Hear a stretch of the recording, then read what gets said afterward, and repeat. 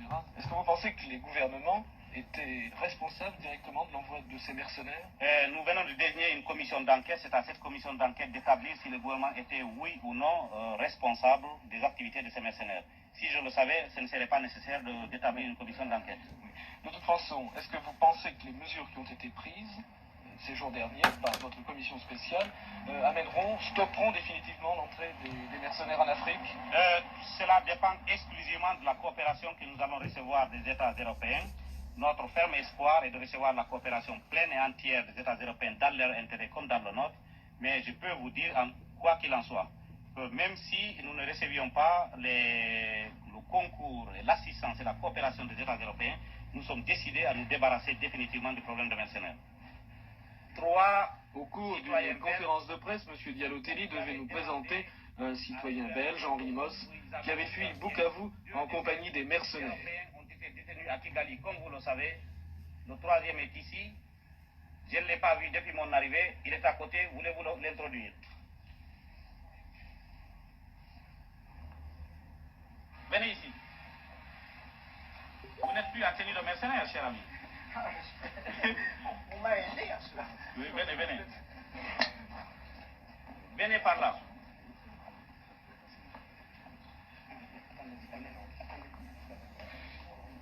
fuɗɗade am 1000 si Allah jaɓi 1000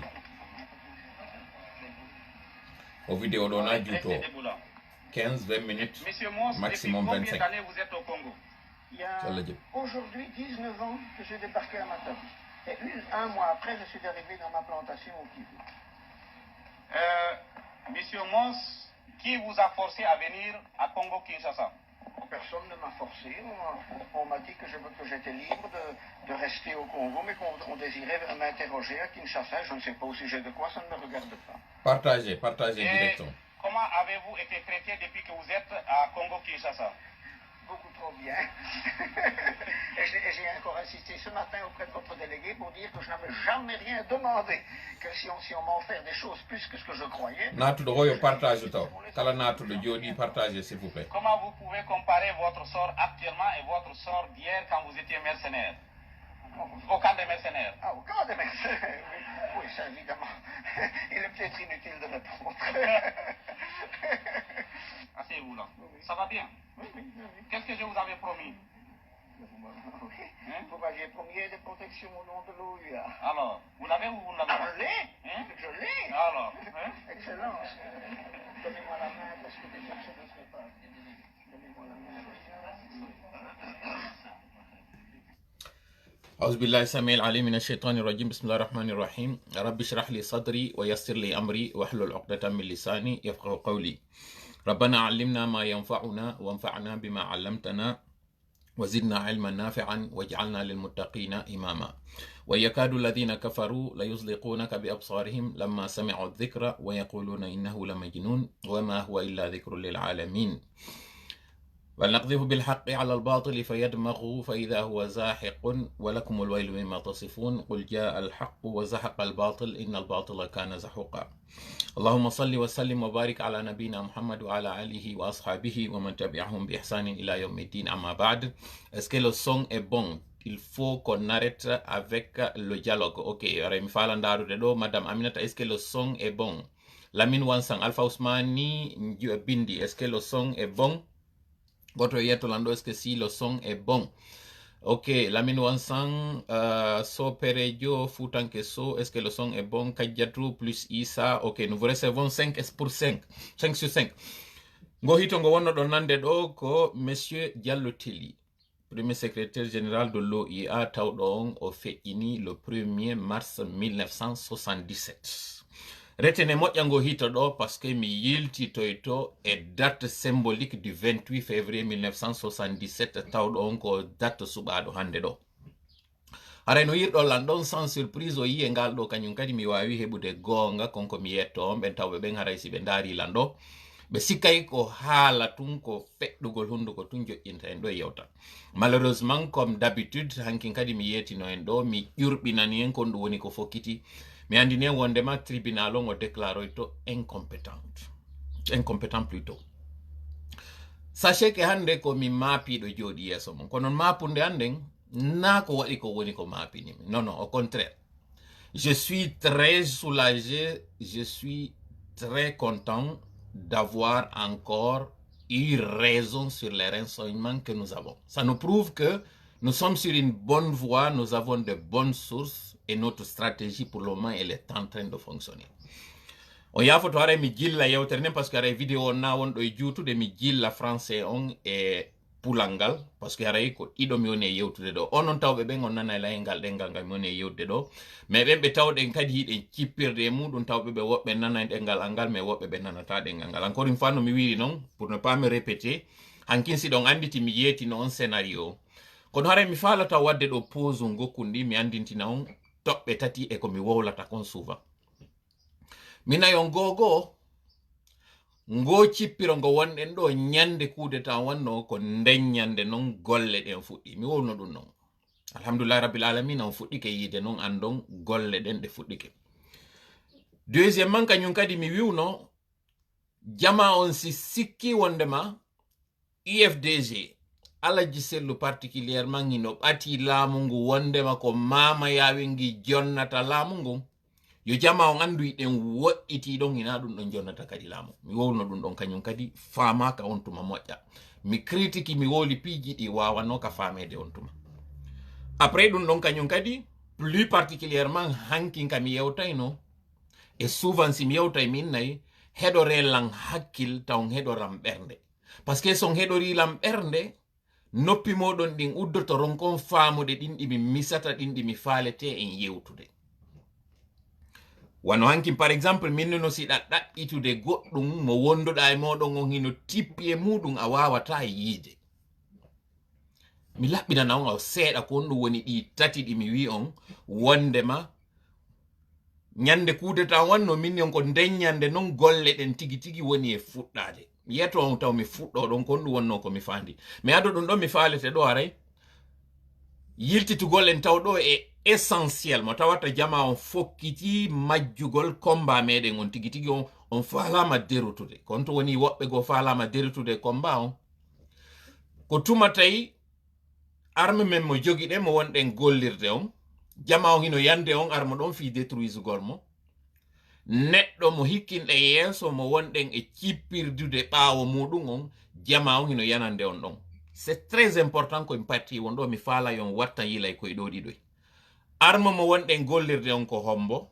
neddo mo iwtirde baawo mudum on ko hombo dido didi jentite la moƴƴa e majji jusqu'ici en jettali arm taw c'est vrai e gibi kadi inna hiden cippirde fi hendagol laamu ko moyji legoji wonden e gollirde c'est-à-dire manifestation ino manifestation ji do ko axe de la démocratie woni e wadandendi donc sukabe meden membe tawata hande do mi do weltanade be taw mi jarna be ciucal mabbe ngal be holli ngal gibi hanki jemma haka fewndi hande do be tawata ben fewndo kam woni e wadde direction do burbe ben e mabbe gibi fuddi wadde ngo cippire do no gasa be hebali hay sintere ndiyan dan goddo jetti jonni be wi wallitore dum do yaron ma jette ndi nyiri do nyamo mais malgré ça et malgré ko tawata don ide mari hande berde timmude tes sukabe be do be hulali goddo yobali be ko détermination makombe don be woni wadirde cippire ngo. Je vous fais le garde à vous, les vaillants soldats de l'axe de la démocratie. Je vous tire le chapeau. Je vous dis merci pour votre détermination. La patrie vous en doit et nous vous en sommes très reconnaissants. Kono mi fuɗɗani nde yewtere ɗo mi adressa gole maɓɓe weltanoɓe ko parce que si en alano o axe ɗo hande harayno en yaltino e leydi lagine ndin et je mesure mes mots. Heureusement ko be sukabe do be tawata be jonnaka taw alaji ko be woni imade darto do combat mabbe on non hande do wobbe fuddike yaltude nanga e felugol be watta be kambe coupable be ben alors que les coupables sont ailleurs.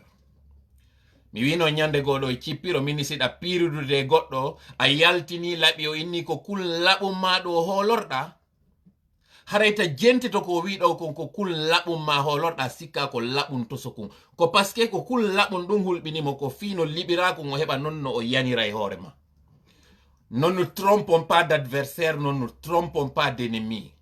Nasukabe yaltube dobe minani wobe no inna que c'est des bandits, c'est des voyous, c'est des vagabonds. Vous vous trompez de cible, vous vous trompez de stratégie.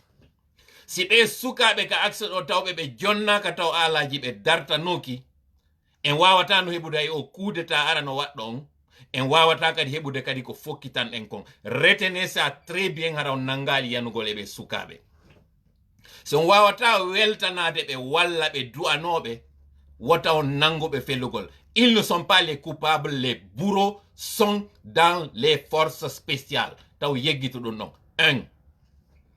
Deuxièmement, kanyun kadi minani mbe no yana do alaji sellu par rapport et décision di be jetti din, je suis d'accord avec vous. Mais est-ce que ko fewndo do non taw démotivé tan combat meden on yana nen o mo tawata do, même si il a des lacunes, ino wodi ka doa den wattude ma dum sansude e ko alaji sellu ne wadde kon kono ko fewno do nangeten e yanangol hoore boddini no wallito dem be tajandi aw ko armiji meden din didi ni arme men ara non ko sukabe déterminé be tawbe ko moyinji be landi hanu be wallitede ben weltane jarne hiwe e mo hikkinde yeso mo tawata kon do woni symbole mobitude kala be andude hande do hino bawo alternance do hino combatude.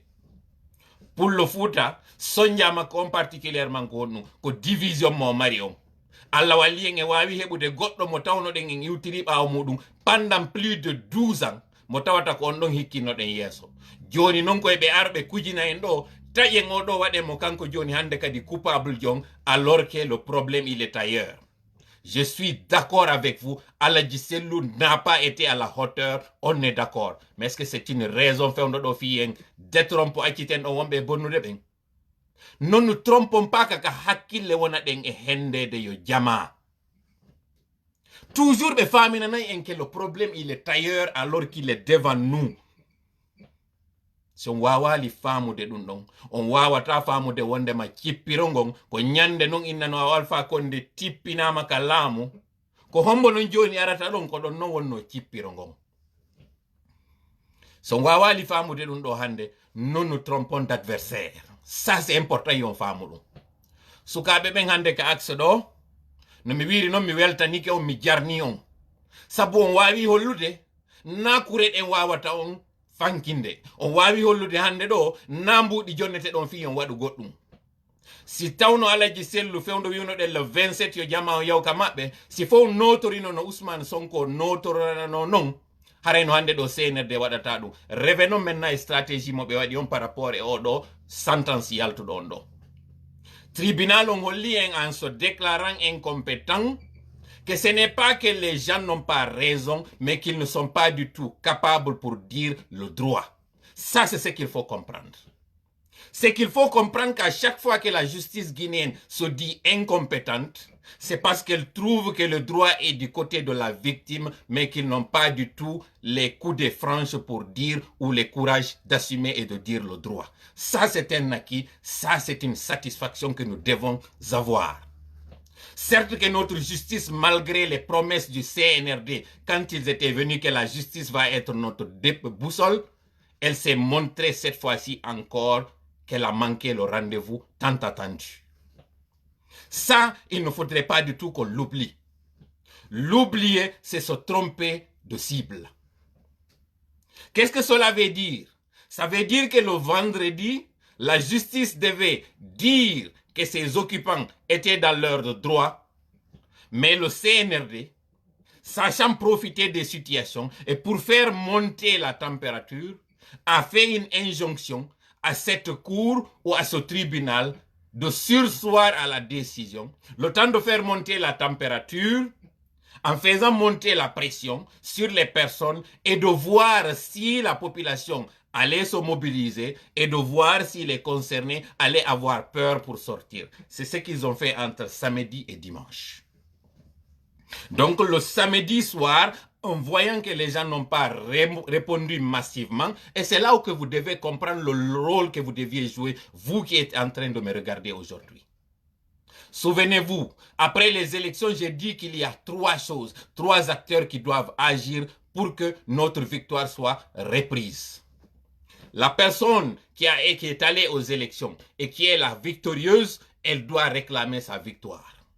La population qui l'a élu doit aussi rester ferme pour que sa victoire, son choix, son vote soient respectés. Quand il y a ces deux, la communauté internationale nous soutiendra sur la victoire que nous avons. J'ai parlé de ces trois acteurs. Cette fois-ci encore, sachez que Sellou tout seul, son UFDG tout seul sans ses militants, n'est rien, je l'ai dit et je le rappelle encore. Ce ne sont pas seulement ces jeunes-là avec leurs barricades qui peuvent impressionner des forces armées qui ont avec eux des armes. Si toutes les personnes qui avaient accueilli Sellou de son retour de campagne en 2020 étaient sorties encore hier pour se masser, mais c'est là justement où on vous a eu. On vous a fait croire que c'est une question de maison. Revenons maintenant sur la symbolique du 28 février. Vous avez écouté tout à l'heure la voix de Diallo Telli. Celui-là qui était ministre de la Justice au temps du PDG. Il a été arrêté, mis à la diète noire en février. Il a perdu la voix, disons que s'il est décédé le 28 février 1977. Aujourd'hui, ou hier, disons plutôt, ça devait faire, s'il était encore en prison, aujourd'hui, s'il était en vie, il aurait eu 97 ans Diallo Telli. Mais depuis sa mort, aujourd'hui, il aurait fait 45 ans. C'est une symbolique que le CNRD a visée. Pour montrer que tout cet acharnement, c'est un calcul bien fait.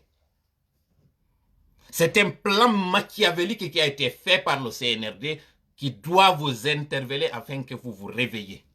Que vous sachiez que ces gens-là, ce n'est pas une question de maison. Ce n'est pas une question de leader. C'est une question que eux, pendant toutes ces années, 45 ans, ils étaient, pas 45 ans pour être franc. À partir de 85, ces gens-là étaient en train de se préparer pour laver l'affront, pour se rétablir et réhabiliter leur PDG RDA. Vous devez savoir cela. Et ceux-là aujourd'hui qui sont en train de se tenir debout pour les arrêter, ce sont ces jeunes-là aujourd'hui que vous êtes en train de qualifier de bandits, de voyous. N'eût été ces jeunes, on allait être dans une dictature qui n'allait pas dire son nom.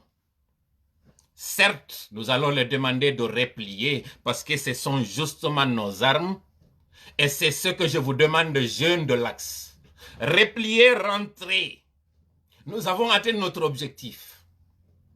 Notre objectif, c'était quoi? C'est de montrer que l'Axe est là et l'Axe demeure. Ça, c'est un. Deuxièmement, nous avons envoyé un signal pour dire que malgré la pression, malgré la dictature d'Alpha Condé, pendant son règne, nous n'avons pas reculé, nous n'avons pas peur. C'est pas parce qu'il y a un cimetière rempli de personnes tuées que nous allons abandonner la lutte. Les balles ne nous feront pas taire. Les balles ne nous feront pas taire. Comprenez cela. Donc, Jama Haray, mi fala yon famu do mi arta nun joni ka pulal parce que ko message do mi fala na bande CNRD parce que be ndaru de lando. Ndare ko no piji din feƴƴiri. Be yaltina beeda hande en même temps décision de justice yalta wonde ma yimbe no condamna qu'est-ce qu'on a à foutre de cela. Et no mi wiri on non ko on be wadi vendredi hari résultat on no duano yaltude référé on no duano jonnude nde nyande alaji Sellu e Sidia Touré gonga wondema leyɗe ɗe ɓe woni e muɗum nden koye gonga maɓɓe ɓe woni kono eɗon andi onon tigi fewndo élection ji ɗin kadi wanno preuve ji ɗin ka jonnano wondema fraude waɗi wondema mascarade waɗi kon ɗum hande kadi cour constitutionnel o wiwno ko ɓe innuno wondema ko ɓe incompétent à chaque fois si justice guinéen o woni incompétent harayno wawi wattuma arɗa yiwɗa gonga kono ara suusatamo wowlugol ko ɗum firi wondema qu'ils sont incompétent hanno ɓe wowla gibi ka ɓe saisissano ɗo wondema ko ɓe incompétent fi yon wawa faamude moƴƴe andon ko pression woni ko ɓe waɗana e jumare feƴƴi noon nden ñande ɓe wawna wiwde ɓe inna ko ɓe incompétent kono si ɓe wino nden ñande wondema ko ɓe incompétent pression on ƴewatano par ce que ɓe yaray no marno voie de recours ji ɓe marno no ɓe mobilisera jama on entre asewere nden ha e ala on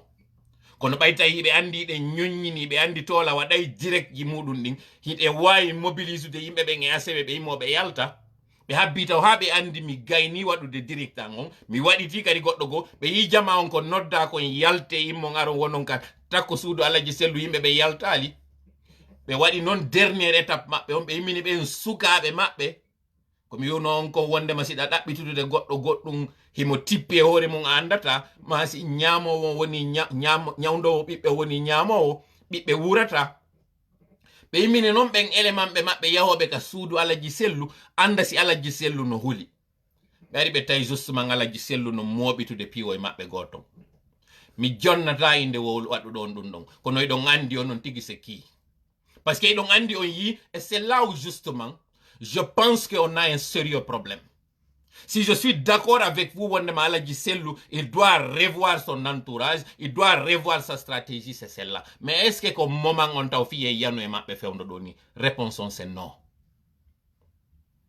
On souka wadan no lan direct sonki e horean woli dindi o andu don fo on nani ko on kanyum kadi imma werna ka der cour nder don o ari o yi ko woni feƴƴude nder ton kon do ki so mokton goɗɗo daro inna yo jama yaltu ara sécurise ma wowla kañum kadi ellaji wonɗi ka nder parti ma goɗɗo yalta critique on ɗon wernamo nde ñande kikiɗe ka nder galle ma ton o yiya ko honɗum wonduɗa e muɗum la top n'est pas loin komi woni e wowlirde o parti ɗo ko fi on andu hande Alaji Sellu c'est une victime parce qu'il est très mal entouré mi wowliral ɗum ɗo noon kañum kadi fi waɗugol division e nder parti on mais ko en andu watta en wonu hande kadi waɗen ɓe doublement victime faame ɗum ɗo moƴƴa hande ɗo son andu crise wi wongingi nder ton son andu ko honno woniri tawi ko feƴƴi wota ko Alaji Sellu senerde no andi no woniri noon ko senerde waɗi o menen kadi meɗen andi c'est une guerre de force kaka hakkil wona e pirede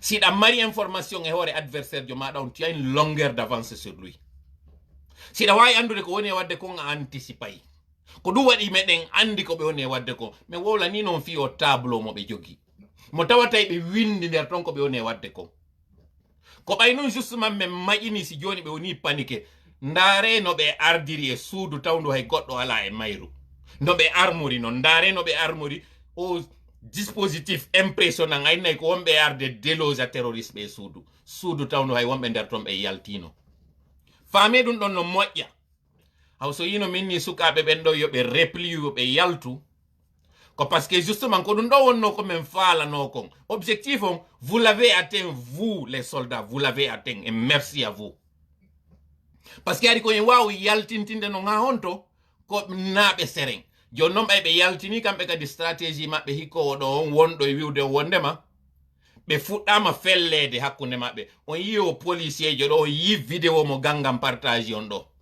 fellaɗo no waali no wona e yaltinirede wasi ka wonɗo e yaade ittanegol ñiire ɗum kadi harana ñiire muusude ko ɗon taw andirton on wiyaɗo ko fellaɗo ɗon ko kamɓe woni e fellidirde entre ji maɓɓe ton ɓe heɓa no ɓe justifiera noon hande kadi utilisation des armes on donc faame onon sukaɓe replier ɗen andi mi faala yon faamu ɗo l'objectif que nous avons ina yaltugol barikada na on en feƴƴinon étape hande kadi kono hari ko ma waɗen ɗum ɗo fi yoɓe andu wondema l'axe est toujours là ko wonno objectif on objectif ɗon noon en atteñimo ndaare guerre wonɗo e wadde on Ukraine hande ɗo communauté internationale on no wawno immade tuginay no yanidirde e Russie non ɓe andi Russie no jogi ko tawata ɓe faalaka yo gollitire fewndo ɗo kono ɓe utilise ko stratégie étoufugol ɓe ngol kon stratégie gollirɗen kon waɗuɗen gibi 2022 fuɗɗike ɗo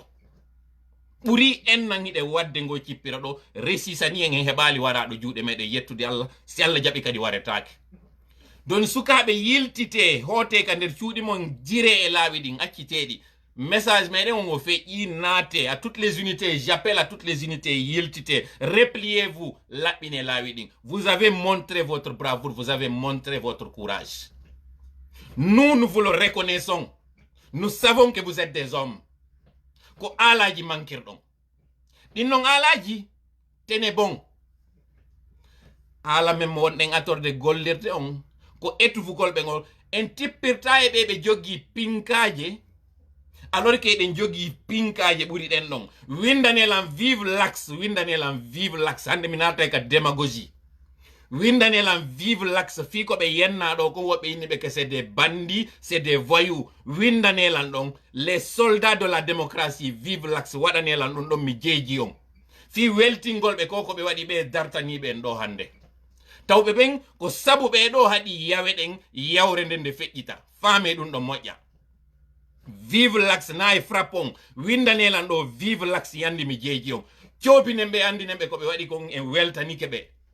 L'objectif est atteint. Kono en falaka ma yoɓe kañum kadi yoɓe replio. Mi adresse o ɗo non hande kadi e njulaɓe ɓen. Mi adresse o ɗo e transporteur ɓe ɓen. Mi adresse o e ma an guinéen jon tout court ɗo. An taw ɗon hiɗa wallitade ɓeɗa wadde lumbugol wuyɓe, wulmbingol wuyɓe yiltito kañum kadi ɗowtita tefoɓe ɓen. Particulièrement an opérateur économique jo ɗo. An sikkuɗon ɗo wondema a ñallida e litto ñalorma kikiɗe waalidoya e littideteɓe ɓen contre muɗum.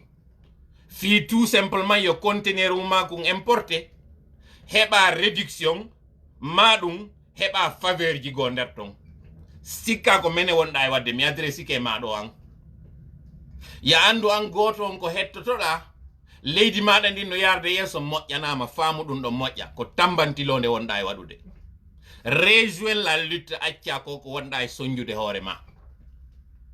Sinama ɗo darne hande kadi otoje moɗen an omo oto alɗo wonɗo e sikkude on wondema tampere maɗa nden no ɓuri tampere fof nden. Ko ami woni adressade mum parce que ko woni e wallitade woɓɓe go maaya alors que iɗa andi an tigi iɗa mari soñja miɗo andi iɗa tampika nder suudu ma je sais je comprends. Kono faami o littuɗo so yi Ukraine ɗo ko wonano wiyede kon fof wondema c'est la petite Ukraine contre la grande Russie. Lande hande Russie ɓe ɓen soñjamo ɓe mari on ka maɓɓe. Awa faamon non o gouvernement ɗo ko ɓe gaynuno ɗen taw wallinɗen ka leydi faala wilitude ɗo faala en hollude yawre. Ko ɓe ɗo ɓuri welde gerdude hande ɗo idi haye ɓe gerdunoɗen hankin. Mais à condition que en fo yen daru nokku ngotum waɗen stratégie goto on. Ko asphyxie économique on wonɗen e wadde faame ɗum ɗon kono hay ko ma yaltine muscle ji meɗen ɗin ɓe sikka ko on terrain ɗo wonɗe yaade par ce que ko on terrain noon ɓe faala ɓe heɓa no ɓe waɗira militaire ɓe no ɓe heɓa no ɓe barricadira axe on ɓe joƴƴina péage maɓɓe ɗin par ce que ko axe on woni ɓe suusata. En wawino wadde ɗum ɗon joni noon ɓay hankin ɓe sikkunoɓe o publication ko mi woni e wiide ɓe qui sont tenus responsable onon on famali ɗum ɗon dissuadiɓe ɓe wawali yaltude ɓe fella. Kono ko non joni ɓe eɓɓi waɗugol ko fellidirgol entre ji maɓɓe kamɓe ton ɓe heɓa no ɓe justifiera noon kamɓe kadi ƴettugol noon pinkaji ɗen wona sukaɓe yaltuɓe ɓen ɓe jogui pinkaje ɓe sukaɓe si ɓe jonnama pinkaje on andirayno noon hiɓe jogui pinkaje. Hinawiugol ɗum mi nanay ɓe inna mi nangi benjay mi acciti benjay no jokkodiri nanguɗo benja on fof no andi o memi benjare nde ɓe sukaɓe ka accès ɗo si ɓe jonnama hay si tawi ko lowa dumbawi on andiray noon ɓe jonnama armiji. Donc yilte on terrain moɗon. Je m'adresse à vous CNRD parce que cette vidéo elle ne sera pas longue. Pour vous dire que cette stratégie de manipulation par vidéo interposée, de montrer que vos agents ont été blessés pour pouvoir justifier l'occupation et l'assiégement de ces quartiers avec une militarisation ne marche pas. Voilà pourquoi nous demanderons aux jeunes de replier, de rentrer. Et les jeunes vont obéir, ils vont rentrer parce que nous voulons préserver des vies. Notre intention, notre objectif, c'était de montrer votre faiblesse. Aujourd'hui, la mission qui était venue de la CEDEAO n'a même pas pu rencontrer les leaders. Ça, c'est une tache noire pour vous. Vous êtes tombés dans notre piège. Vous allez toujours tomber dans nos pièges. Parce que nous sommes en avance sur ce que vous êtes en train de faire. Pour votre information, je indique le contenu, chronogramme transition, on t'a déroulé jusqu'en 2025.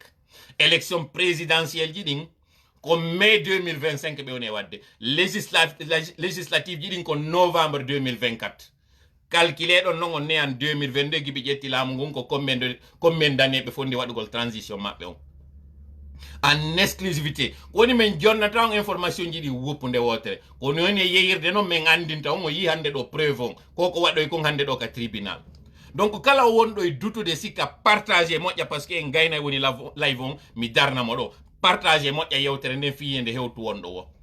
Donc nous demandons à tous les jeunes wonɓe ɓen ka axe replier on hollingol ko moɗon go replier meɗen haton jiɗi e moɗon kono hina fewndo ɗo taw replier gayni wonɓe ɓen andi wona ɓe humpodirede ɓen on faami kañum kadi ɗen andi kadi objectif meɗen on replier frappe on weltanike on frappi hande kadi fort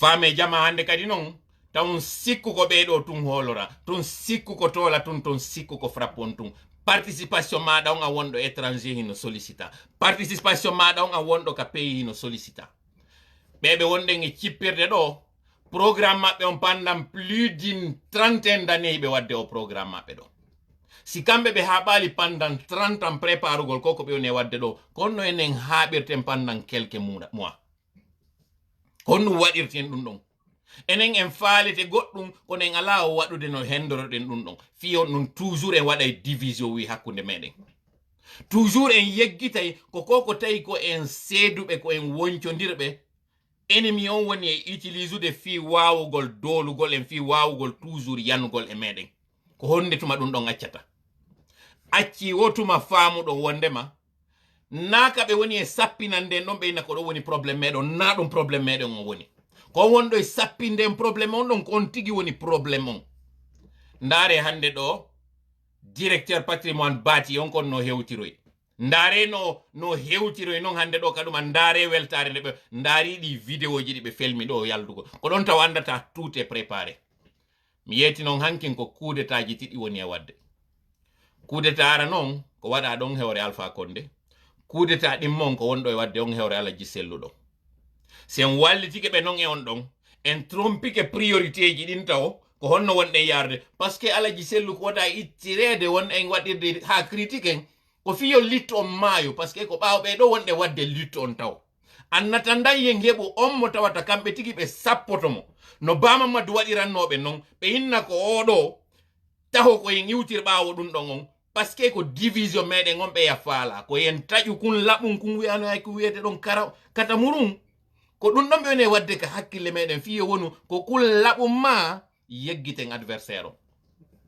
personnellement mi weltanaki Alaji Sellu ko ɓe geri kon ɓe jonni ɓe koko ɓe falano ɗum sur un plateau doré mi weltaki ɗum non mais est ce que parce que mi weltaki ɗum koye mi yanu e maɓɓe mi accita objectif meɗen on mi accita combat meɗen on mo fokkintinnoɗen on depuis plusieurs années depuis 2008 hiɗen fuɗɗingo cippiro ɗo la réponse c'est non donc ara miɗo haɗude ɗo direct on nani consigne ji ɗin boycott on ko wonɗen e fuɗɗade boycott on e asphyxie on darne otoji moɗon ferme boutique ji moɗon waɗen ɗum ɗon ko on asphyxie ɗon onon on ala faamude si trewal woni ñallal ngal dogali lagine si poro woni ñallal o gollali ko recette ji jelu gouvernement o woni e perdude si tawi noon gouvernement on perdi recette ji fonctionnaire ɓe ko ma yoɓe on anda ko honto ɗum ɗo woni probléme mi jonni on exemple on ko woni e feƴƴude kon Ukraine hande ɗo ɓe portoɓe ɓe feeta si ɓe ƴetti o stratégie ɗo ɓe waɗi ko graduellement en geray taw lahinen ɓe mi arta kañum kadi ka exemple ballon siɗa juydude équipe tawɗo eɗa andi ɓe foori moƴƴa siɗa faalaɓe markude biji boy doginɓe ha ɓe laha ko ma doginen ɓe ha ɓe gayna lahude si ɓe lahi noon hontuma noon faamoton armiji ɗi fayɓe ɓen joggi ɓen kono taw puisque ɓe ɓuri en marde taw a nombre par ce que ɓe joggi armiji ɗin e hoore meɗen ko ma golliteren o arme meɗen ɗo sen gollitirali o arme meɗen ɗo en waɗay sadaka ɗo sadaka mo tawata ko sadaka mo jaɓetaki faame moƴƴa nde yewtere an ɗum replier donc sukaɓe ande ɓe wiwɓe on ɗo wondema ko on vayuma ko on bandima ko on vagabond ko manipulaɓe wowli ɗon wata on tewto ɗum wata ɗum décourage on e litton ande litton meɗen andani onmo meɗen anditani onmo leydi lagine ɗi no anditani on ɗum ɗon ce n'est pas là le problème asphyxie on ko ma waɗenmo si en waɗali asphyxie on e hoore ɓeɗo cippirogol ngo sattay moɗori si ndi moɗude goɗɗum ndi mari ñiiƴe ɗen ñiiƴe ɗon si ngati ɗum tigi wona e paralysé si ɗum tigi woni paralysé ndi ara ndi nanga ɗum tigi ndi holla ƴeɗen ha hande kadi hara ko tewngun tun ɗa tungu si fuɗɗo non moɗugol nde no moɗa non kañum kadi kaka hoore fuɗɗorto moɗugol par ce que si moɗiri hoore nden kuntike ko wonno e fofude kon kam maddi hore nden non hande kadi haray fofa gon taji heba non hande kadi no lannitoro on tigi wa en wa modori étape jidin tati en asphyxia e taw mi yeti kon si woni train on o circulari nyallal gotal conséquence jidin ko wadata kon ka leydi ton famo non ko hakkil mi on e yewtirde on famay ko moni e wolde kon si port on o gollali si activité ji din wadali si o mission yawdo intérieur CNT on o wadali ko faala kon programme mabbe on si be faala be wadira mo hon don tigide wata gasude hare mi do haadude dum tañini on fami ko moni o yerde kon Allah won ballo meden hawrinde sawaba allahumma salli ala sayyidina muhammad wa sallim assalamu alaykum wa rahmatullahi wa barakatuh